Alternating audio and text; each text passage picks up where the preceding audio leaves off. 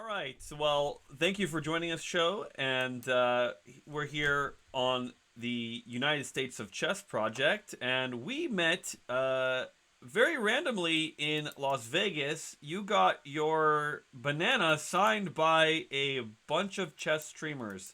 Can you tell us a little bit about that event and why you attended? Yes, now that was, I would say, my best result out of that tournament. So I was there playing in the National Open in Las Vegas, and I actually have a good friend who's a streamer, Zephyr Cat. You may have heard of her. And Yeah. I decided, well, also I see some other big names there that I've watched. I've watched some Eric Rosen, some Chess Dojo. So I thought, wow, I'm gonna check this out. And I wasn't quite prepared. I probably should have brought my chess set. Some people were getting boards signed, or maybe a chess notation book. But I just came there with a banana that I thought maybe I'll eat if I get hungry. But I was like, wait a second, how am I going to get everybody's autograph? But long story short, I did find a way. Awesome, awesome. And I want to get into your background, but real quick, what is the importance of streaming in chess? I think the importance of streaming is that it shows that chess can be fun. And I think in the past, chess has been a bit of an intimidating thing, or you still hear lots of people say things like, oh, chess seems so interesting, but I'm just not geared that way. But I think the way that streamers present chess shows that, I mean, of course, there's the Grandmaster streamers, but there's all sorts of streamers who can show that no matter what level you are, there's still a lot of enjoyment to chess, or even if you're not, seeing every idea deeply, it can be definitely worth playing. Awesome, awesome. Do you stream yourself? No, I have made some YouTube videos, All right. but I think at one point I was up to 20 subscribers, but the 20th subscriber unsubscribed. Oh man, oh that really really ends your career for sure. Okay. Anyway, let's move on to what you do in the chess world. You're a national master. I saw on your chess.com that you're born and raised in Kansas. So can you give me a breakdown how you started playing chess and what it's like to play in Kansas? Yeah, well, I actually started playing chess by accident in a way. I'm glad it happened. I have an older brother, and my dad was actually teaching him to play chess. He was around 7 years old, but I was just 4 years old. And Wow. I was just kind of watching, and surprisingly, I started to understand the rules, and I just joined in and said, "Hey, I want to play too." And well, my dad was surprised, but yeah, I ended up learning the rules, and it was just a casual thing I would do in the family, just play some chess here and there. But I went to my first tournament. It was a scholastic tournament when I was 8 years old in third grade, and I had a lot of fun there and kept wanting to come back. Awesome. And when did you realize that you could compete at a high level? I actually realized that when I played my first tournament, though perhaps it was a slight illusion because it was a section, I think, kindergarten up to third grade. And I happened to get a little bit lucky and score 5 out of 6 points. And I thought, wow, I'm so good at this. And it turns out I was a little bit too proud of that performance. And there were some moments where I realized, gee, there's some other people who are really good at chess, and I will keep losing to them. But I think that actually motivated me and realized how much, if you keep on practicing, that you can just get better and better, and there's hardly any limit to how much better you can understand the game. Yeah. But I realized again when I started the USCF tournaments for the first time, I actually really benefited from the longer time that's allotted in those tournaments, as opposed to these 30-minute scholastic games. And that longer time to think made me realize just how much more I could see during a game. And Mm. that was an empowering experience. Would you say that you have natural talent?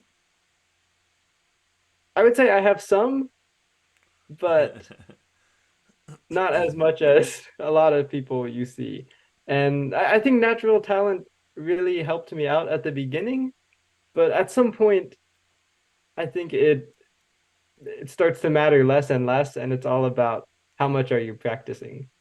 Yeah. So it might, in my experience, it might have gotten me to where I was without too much serious study, but after that, it's, you know, all about your experiences. Yeah. So take us through how much you had to work to get the national master title. Did you work a few hours a day? What was your study regiment in the lead up to getting your title? Also, tell us when that happened as well. Yeah, we're actually approaching my masterversary, which is July 4th of all days. Oh, It's almost nice. been 1 year. Oh, So so just a year. Okay. yeah, yeah, and it took much more work than I was expecting, I will say that. So the story is during high school, I was rising the ranks. I was nearly at 2,100 USCF Hmm. when COVID hit, the pandemic, and Oh, there were no more tournaments. And I yeah. kept thinking during that time, gee, if only I were doing more tournaments, I bet I would already be getting to 2,200. And I didn't really get the chance to due to the pandemic, but I actually got the opportunity to take a gap year. Hmm. So uh, I got into Swarthmore College, but I arranged to actually attend a year later so that I could basically do chess for 1 year. And I did other things too, like coaching and running some chess clubs, but I was quite focused on my own chess. Yeah.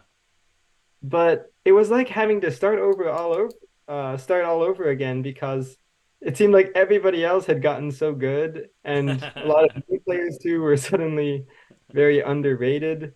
So even though I already had a 2,100 rating at the start of the year, I kind of I had to train quite a bit to even maintain that. And I was putting in many hours a day because I had the time to. I would even say like 7 or 8 hours Wow. of studying chess. I was pretty committed. So it was frustrating seeing that my results weren't improving, but it helped me to make it all about the process of learning and not caring too much about the rating. And gradually I did end up making progress. And it was actually the World Open in 2022 where I just had a great run and clinched the title. Yeah, I saw that in 2021 you actually in Cherry Hill you actually beat an IM. Do you remember who that was? Oh yes. Yeah, that was quite a moment for me. That was Victor Matvishen. He's a grandmaster now. That was a big moment in my chess career where I realized that even though I'm not necessarily consistent against people around my rating or beating lower rated players, that when I play my best, I can really play at that very high level. Yeah. And even though I know I've gotten better at the game since then, I still think of that as one of my best played games. There were a few moments where just nerves got me and I didn't convert so smoothly, but I it just shows that chess is such a complicated game where even if you're playing somebody who's stronger than you, in certain positions, you may actually still have a stronger understanding or see the key ideas that can make all sorts of upsets possible. Right, right. For anybody that wants to check that game out, that is Sho versus Matt Vishen. Sho is white, Matt Vishen is black in Cherry Hill 2021. Yes, just don't look at the knight g6 move I played. That was a long story. Well, okay, that's an interesting thing to delve into here. When did you know that you made a mistake when you played that move in the game? Yes, it's a funny story that has many layers. I mean, I only say it's funny because it worked out in the end. Um, Yeah, but or else it'd what be actually happened, tragedy. If I'm correct, now that was either move 40 or 41, and the time control was such that after 40 moves, you gained the extra 30 minutes. Hmm. Now, we were both playing pretty quickly up until then, not having the bonus time. And even though I was notating, I didn't actually realize that we had gotten the extra time. So I was still rushing. And I actually, Oh. yeah, towards the end with a checkmating attack, I thought that if I played, what was it? I guess knight c6, I thought that I actually had a checkmate in one. But then I realized that a piece could take it. But I'd Oh already picked up my no. knight. And I just like recoiled. Now I looked at the clock and I thought, okay, thank goodness I actually have the time. So I thought for a while and thought, okay, I still have this great move with my knight where I won't be checkmating by force, but at least my opponent will have to give up the queen for some material. Okay. And he actually decided not to fight on down the queen for some material and allowed a quick checkmate. But actually, the punchline is it turns out my knight move was my original knight c6 move was actually the best. It's just give up the piece and then do the same checkmating motif. So Okay, so I gotta ask you something about what you're talking about this game from memory, and I'm guessing you can visualize the board in your head, right? yes, I'm not clear on that exact position. I just Yeah. know the kind of ideas that were involved in the checkmate. Why do chess players have this kind of memory? Well, I would actually say it's less surprising than you would expect, and it's less about some kind of talent to have. I would actually compare it to um, if you've walked around a lot in your hometown, if you've lived in the same place for a while, you step outside, before you even look around, you actually know what's going to be there. And if you go for a walk, you might not remember every little thing that you noticed, but you can replay it in your head and imagine what it was like to take that walk. I mean, you've done it so many times. And like that, even though chess is not something that will just naturally occur in your life unless you're not interested in it, if you keep on playing it, it starts to build into your head in a way that it's routine enough Mm-hmm. that remembering where some pieces are is nothing so abstract anymore. You can think of it easily, just like, oh, what does it look like down the block? Yeah, yeah. That's really interesting. Um, I also had a question about your gap year. We were studying this amount of time, 7 to 8 hours a day. Are you working at all during that time? Yeah, well, I had some jobs, mostly chess related. I Okay. I had a few, yeah, small jobs. Like I was teaching chess. I had a few private students, and I would also run, yeah, at two different elementary schools. I would run the chess club. So that was once a week. Again, things that don't actually take up too much time because they're only like once per week commitments. But also, I ended up working as a like supervisor, essentially childcare for one of the elementary schools where I was doing the chess. I guess Okay. they liked me enough to want me there more days. So yeah, I was doing some work, but still allowing a lot of time for chess. Yeah, yeah, and it is. Do you think this is? Uh, did you enjoy doing this, or was it a necessity? It was not a necessity. I mean, I'm lucky that I'm in the circumstances where I'm able to take chess quite seriously um without worrying about making a certain amount of money minimum. I was just doing it to, make sure to have some income and just work experiences. But I also enjoyed it. The community that was involved. Everything I was doing did involve some like personal connections, and those were really valuable. That's great. That's great. If you had your choice, though, Would you play chess all day long? That's a good question. I would say no, but effectively yes, in that it would be nearly all day long. I would do a little bit of something else, but to anybody, to an outside observer, they would think that I'm doing all day chess, even though maybe 1 or 2 hours a day I would be, I don't know, contributing to society in some kind of I way. see. Well, I I guess the promise. question is, would you choose to be a chess professional, chess player as your Yeah, career? I would if I were a whole lot better. But it doesn't Okay. bother me that I'm not a grandmaster or anything. It's just I live my own life, and maybe it doesn't happen to be like it works out for some 0.001% Right. of players or whatever. But I'm happy with the degree that I can pursue chess in my life. What are your future goals for chess? Yeah, my future goals, I try not to think about it too much because I think focusing too much on the outcomes, the external things can sometimes make you forget why you are playing chess in the first place. But I think I think it is a reasonable possibility to become a FIDE master maybe during my college years.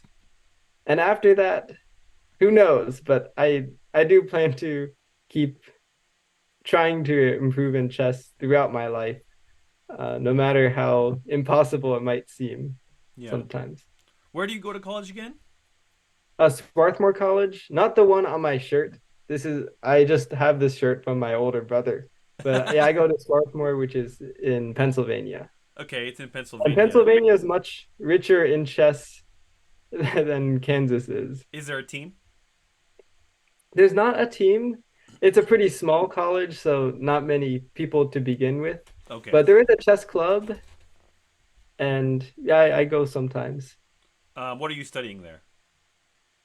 I actually just finished my first year there, so I don't even have to choose the major, but Okay. I think I'll be doing math Okay. Okay. and some philosophy. And philosophy? Okay, that's Yeah, very both of interesting. which Hmm. are in an abstract way somewhat similar to chess, the way you end up thinking. So Yeah, that's what I was about to ask. Is how has your chess impacted your abilities, say, in math? I mean, math and philosophy, an interesting crossover there.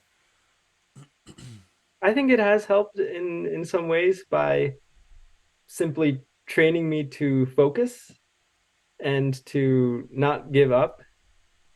I actually find a similar pattern in solving chess positions. Actually, let's say specifically chess positions from like a Agard's calculation book, one that I'm just stuck on, and I feel like I haven't even seen the first correct move. And then approaching a math problem where it's not the kind that I've seen how to do the exact same one in a part of the textbook or anything, but one where I have to take on a original approach. I find myself focusing in a similar way, and there's a part of you that might keep saying, "Okay, just give up. You don't know how to do this." But you have to say, "I haven't gotten it yet, but I can find it." Just that little extra step to keep on thinking about new things. Right, right. And what's your dream job?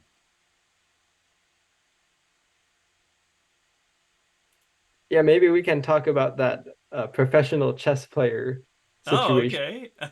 All right. The dream job in that sense. A little bit more realistically, Okay.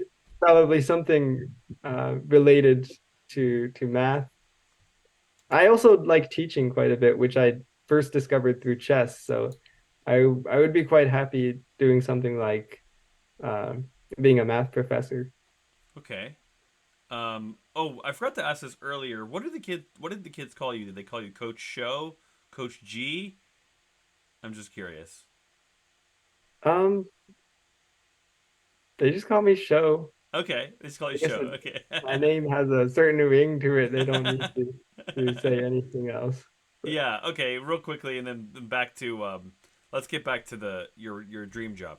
What do you think is lacking in the ecosystem then that you could become a chess professional? Um, I mean, if you're able to reach national master level, you just have to put the time in and work in to reach FM and IM. Now, GM might be the hardest thing ever to reach, of course, but you still could at least reach up to IM level likely. That seems likely, at least in my opinion. Um, thanks. yeah, yeah. I mean, especially if you can beat that level player as well. Um, oh, now of course consistency is a big part of it, but do you think there's something lacking in the chess ecosystem that you would need to support yourself as a chess professional? Yeah, I mean, it's not inconceivable, but I think what I see as lacking is that the big tournaments where the very strongest players play in are not accessible to many. And what I mean is if you're just a FIDE master or even international master, sure you're really among this this is a really small group of chess players who understand the most out of everybody, but that has a hard time translating into financial gain, Mm-hmm. which a lot of players have experienced. One example is actually somebody I played recently in Kansas called Michael Brooks, a very famous international master from Kansas. But I think he's a great example of somebody who has this deep understanding of chess, plays very well, but hasn't had the big financial breakthrough that you get just if you're, let's say, in the top 100 players. Right. So there's this risk involved where even if I were already an international master, let's say, I could go really all into chess. But then if I don't make it into the top 100, let's say, then okay, maybe I'll do a lot of coaching, but there's not so much as a player, except if I'm, winning some open tournaments. But then again, that's the issue of consistency. It will just come every now and then, but it's hard to guarantee uh, a steady income without going for something like the coaching. Right. Right. Um, so we can talk a little bit about Michael Brooks. That's kind of interesting. So is he the top player from Kansas? Well, he's actually from, I don't want to get this wrong. He's from the Midwest somewhere, perhaps. Yeah, I don't, But he I'm played a not sure lot in exactly, but Kansas, right? Is that yeah, is but that what he, he? he yeah, he does play um, now and again in Kansas.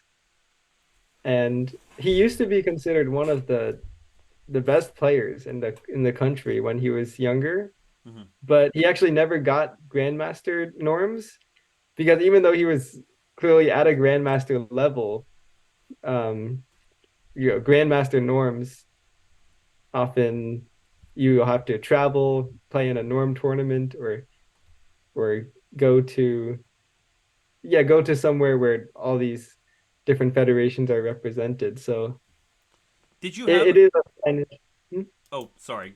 You can finish your what you were gonna say. yeah, so it is a financial challenge to even make it towards the top before you even think about once you get to the top, how are you making the money? Yeah. So in small state like Kansas, did you have access to any norm tournaments? Not norm tournaments.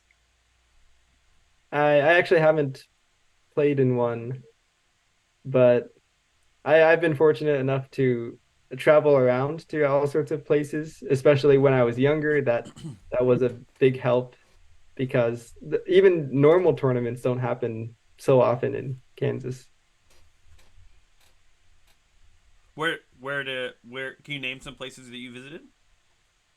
Yeah, one place that that surprisingly has a lot more chess is Oklahoma, and many times I've been to like Stillwater or Tulsa, Oklahoma.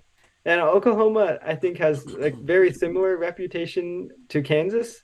And I'm also not quite sure why, but there's always been more chess happening in Oklahoma. And that's usually like 4 hour drive from where I am. So my dad has driven me to, a lot of times when I was younger to to play there.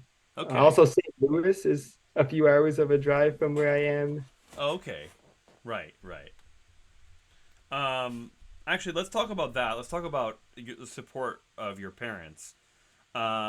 Yeah. How important was that? Obviously, you said your dad's driving you around, but how was the general support from your parents, and how important was it to your chess development? Yeah, that was very crucial.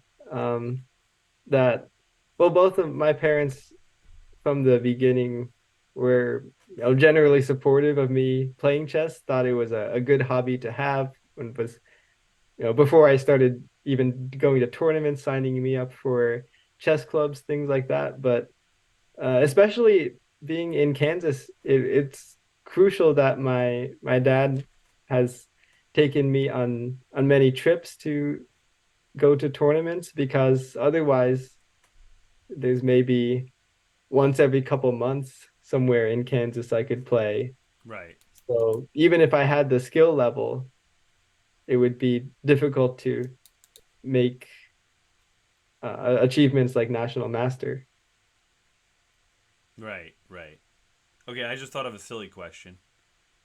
Were you ever interrupted by a tornado playing in Kansas? Not during a tournament, but I do remember I was I was uh I was calling a friend and analyzing some night endgames.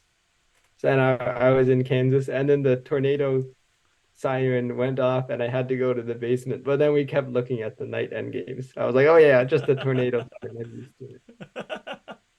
Yeah, I guess that's actually a good activity to do while you're in the basement during a Yeah, tornado. Because what else do you have to do? Okay, that's pretty exactly. funny.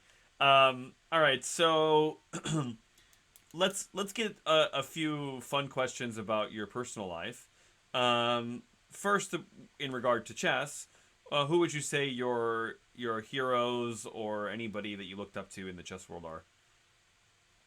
My heroes, Hmm. like players or people I knew personally. Or inspirational players? Yeah, Yeah, anybody. You can inspiration. name anybody. Yeah. Yeah, inspirational players. People would often compare me to Karpov because because when I was younger, I didn't know how to attack. I didn't know how to, do the tactics, but somehow I would win positionally. And people were like, "Oh, it's the Karpov." So I was like, "Huh, who is this guy?" And I have ended up actually learning a lot more from from his games. But in my personal life, I my first coach was quite influential, I think. Var Akobian. Oh, okay. Oh, I didn't know you were coached by VAR. And actually, the way it was a Kansas connection, actually, he happened to be in in Topeka, Kansas, where I am, because I guess then his fiance, now his wife, was uh, attending the law school in Topeka, where my dad happens to be a professor. So I ended up having this connection with a grandmaster just by chance. I Oh, wasn't wow. even thinking about, well, I have a coach. And yeah, he definitely helped cultivate my passion for chess and also show me what it's like to think at a high level. And even though I was his student just, well, maybe it was a few years, but I still often remember certain like catchphrases he used, or yeah, a lot of catchphrases he used where I would think, Okay, okay, what would you go tell ahead. me Say if I made. one. What's a One of catchphrase? them, he often said, well, I was a young kid back then. He would often just say, don't rush, Sho, don't rush. So when I'm jumping to a decision, like, oh, I found the best move, I would just think, okay, wait, am I getting too excited about this? Don't rush. That's good. I I like also that. remember actually one time in the same game, um, during the same game analysis, one time he was saying, "You missed the chance to take this pawn. Remember, pawns are like gold." And then later in the game, I was like chasing after some pawn that was irrelevant, and he said, What are you doing? It's just a pawn. Who cares? Go for the king." But I think that's just a reminder of how much like the context of the game matters, and always reevaluating what's important. That's awesome. Okay, and then a silly question. What's your favorite chess piece? My favorite chess piece is the pawn. Oh. Now the reason is you don't really care if you lose them. They actually have a lot of influence on the game because none of your opponent's pieces want to be taken by the pawn. So when your pawn is covering a square, it's like no one wants to go there. Right. That's fun. Do you have any hobbies outside of chess? Surprisingly, yeah. I know you wouldn't expect it, but I Well, play yeah, the with seven piano. eight to 8 hours worth of study, how do you have time? Well, that was during my gap year. I still actually did piano throughout my gap year. Yeah, Okay. playing the piano. I also enjoy running. I feel like I have some other hobbies, but I guess I don't do them often enough to remember. I like Well, speed walking. I can running walk really and fast. speed walking. Okay. Yeah, I did a 10-minute mile walking. That's okay. Yeah, that's actually not bad for walking. I actually ran a 10-minute mile once for a 10K. um, let's talk about your piano play because that's kind of interesting, and I think there's some crossover to chess there. How good are you at the piano? You can check out my YouTube channel. After Okay. the chess videos didn't work out, I posted some piano videos, and I think that's where I lost the subscriber that I mentioned. Yeah, they were Well, focused on the chess. it depends on how much I'm practicing. Like I've actually played some quite technically challenging pieces, but even if I haven't played in a while, I have a pretty strong understanding of the music theory. Mm. So Is I'm definitely, don't get the wrong idea. I'm much better at chess than at piano, but I'm it's more than just a party trick of right, piano. right. I understand the music How pretty how well. long have you been playing piano? Almost as long as I've been playing chess. Okay, I started when I was like 6. so you would put yourself in the very proficient category. Yeah, very proficient, but not like not like you would pay me. I mean, maybe somebody would, but not like you would pay me to perform somewhere. But you know if you were just if there's a piano in the lobby, you could play it and people would enjoy Yeah, listening. for sure. Make sure to check out my YouTube video, my cover of Walk with the Devil by Luca Sestak, one of the Okay. tougher songs I've played. Oh, that's excellent. Yeah, I will check that out. Okay, and then, well, you mentioned your friend Zephyr Cat. I kind of want to come back around to that. Yeah, Where did you meet her? I met her in Denver at the Denver Chess Club. There was a tournament there. Oh, And actually back then I wasn't so into like watching chess content. So I wasn't actually aware that she was a big streamer. So I mean that probably helped us become friends. Like if you yeah, meet yeah. somebody thinking, "Oh my goodness, I'm meeting whoever," it's tough to act normal. But yeah, we actually ended up playing in that tournament and had this really fascinating back and forth game. So we were talking about it after, and we also have a lot in common. So that made us get along quite well from the beginning. Okay. Now, did you watch her show now? Yeah, yeah, I make sure to, and that's also gotten me more, I guess, indoctrinated into the chess Twitch culture. But so I've sometimes checked out some other people, but mainly I'm a Zeph Cat follower. Okay, so that's what I was going to ask. Have you gotten to anybody else on Twitch or on YouTube?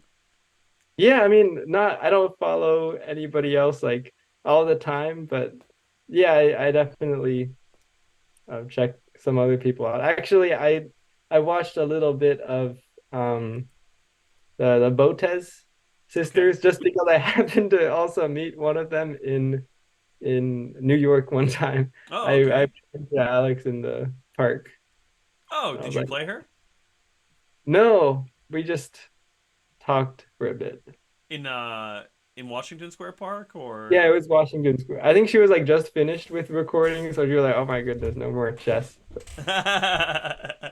That's cool. That's cool. And what were you doing there? Were you playing Blitz? Yeah, yeah. Actually, I was.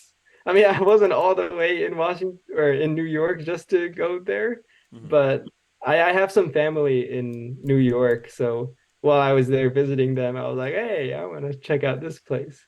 Oh, that's awesome. And that's very interesting. You met one of the top streamers, Botez, and you're friends with another big streamer, Zephyr Cat. Um, is is the chess world some sort of small community? It is. It is. No matter how popular it has become, especially recently, I think it always will be a small community in that sense because yeah, like even as there's so much more popularity, there's there's a certain there's a certain culture where you'll hear certain not household names but chess household names and um yeah, I think it's good that there's always some yeah, like celebrities in chess that everybody from beginners to titled players will be familiar with. Right, right. And I've asked a few chess celebrities this, and I want to ask you this: who do you want to beat the most? Who do I want to beat the most?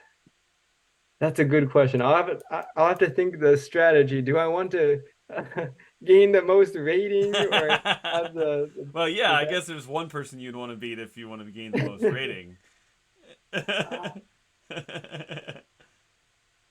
I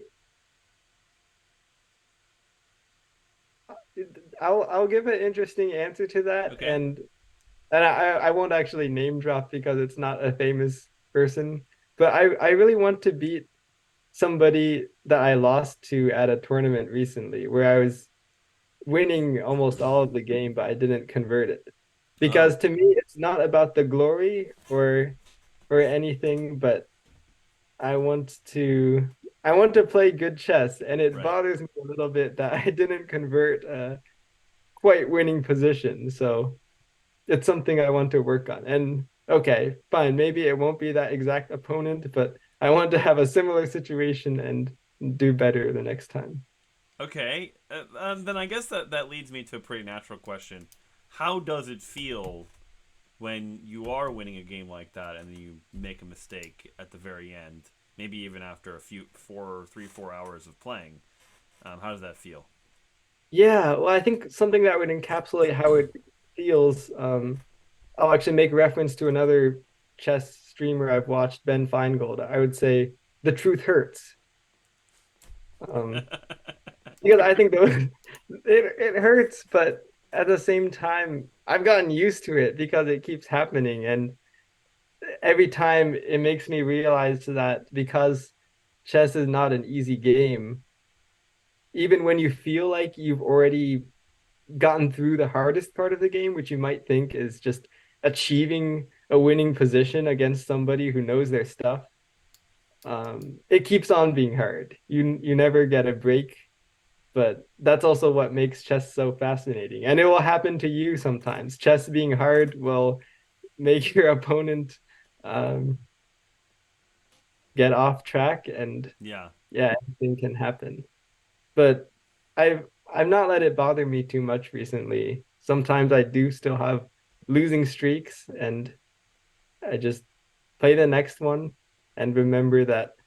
Well, also sometimes there's just randomness where you will win games in a row, you will lose games in a row, but to not let that affect um, your self confidence. Great, great. And then I guess one more question along with that line: how much luck is there in chess?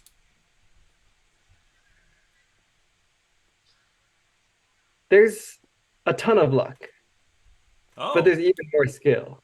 oh, hot take. Ton of luck. Okay, Yeah, there's just so much of everything, but a lot right, of it is luck. I would say luck.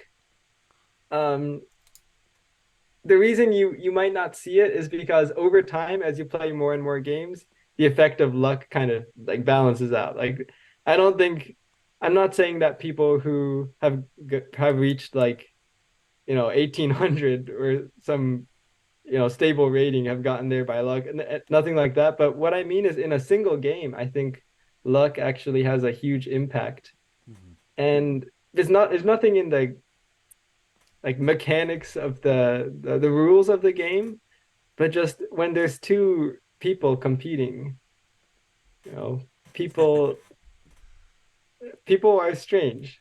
yeah, All sorts of things happening in our minds, and sometimes you play an opponent on the one day that something's bothering them and they decide to blunder their queen. right, right, But okay, in a smaller sense, also, there's so much luck in like what kind of game will you get? Maybe right. your opponent is weak in end games and you don't even know that, but just by chance you end up getting a queen trade on move 10 and do really well. So just so many things that I think you tend to attribute to good chess play, but behind the scenes, one different choice and maybe the game could have been completely different.